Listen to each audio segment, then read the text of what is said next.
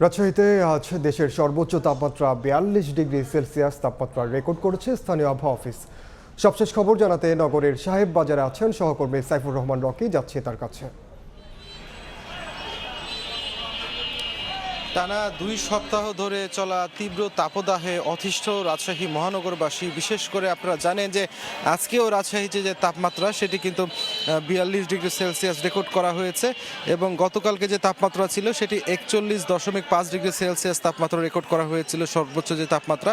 এবং তার আগের দিন অর্থাৎ ২৬ তারিখে কিন্তু এই মৌসুমের সর্বোচ্চ যে তাপমাত্রা সেটি রাজশাহীতে রেকর্ড করা হয়েছে এবং সেটি ছিল ৪২.৪ ডিগ্রি সেলসিয়াস, যা এই মৌসুমের মধ্যে কিন্তু সর্বোচ্চ। আপনারা বুঝতেই পারছেন যে তাপমাত্রার পারদ যখন এত বেশি ওঠে তখন সাধারণ মানুষের যে জনজীবন সেটি কিন্তু খুবই দুর্বিষহ হয়ে পড়ে। সাধারণ মানুষ কিন্তু গরমের হাত থেকে কিছুটা হলেও তৃষ্ণা নিবারণের জন্য কিন্তু এখন অনেকেই কিন্তু শরবত বা বিভিন্ন ধরনের কোমল পানীয়র দিকে ঝুঁকছেন, পাশাপাশি অনেকে ডাব খাচ্ছেন। যদিও ডাবের দাম অনেক বেশি, সবার সামর্থ্য হচ্ছে না ডাব কেনার, তারপরেও কিন্তু যার যার সামর্থ্য হচ্ছেন তারা কিন্তু কিনে খাচ্ছেন।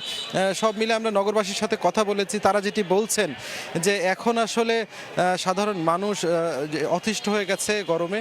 তারা ঘর থেকে বের হতে পারছে না, কোনো ধরনের কাজকর্ম তারা ঠিকভাবে করতে পারছে না। যারাও বা বের হচ্ছেন তারাও বা ছাতা নিয়ে বের হচ্ছেন, তারপরেও কিছুক্ষণ পরপর তীব্র গরমে কিন্তু তারা হাঁসফাঁস করছেন। অনেকে এই তীব্র গরমের হাত থেকে রেহাই পেতে পুকুর নদীতে নেমে পড়ছেন। এছাড়াও কিন্তু আমরা দেখেছি যে এই তীব্র গরমের কারণে এখানে সাধারণ মানুষ থেকে শুরু করে বিশেষ করে শিশুরা কিন্তু প্রচুর পরিমাণ ডায়রিয়ায় আক্রান্ত হয়ে আছে। মেডিকেল কলেজ হাসপাতালে ভর্তি হচ্ছেন, সেখানেও চিকিৎসকদের তাদের সামাল দিতে গিয়ে কিন্তু হিমশিম খেতে হচ্ছে, এমনটাই আসলে তারা বলছেন।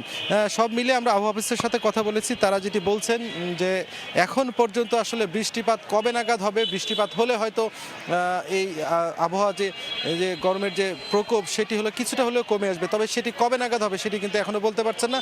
সেই হিসেবে আবহাওয়া অফিসের কর্মকর্তারা বলছেন এই গরমের যে তীব্রতা আরও কয়েকদিন থাকতে পারে বলে তারা আভাস দিচ্ছেন। তো এই ছিল আমার কাছে রাজশাহী থেকে গরমের তীব্রতা নিয়ে সর্বশেষ খবর। সরাসরি যুক্ত ছিলাম রাজশাহীতে।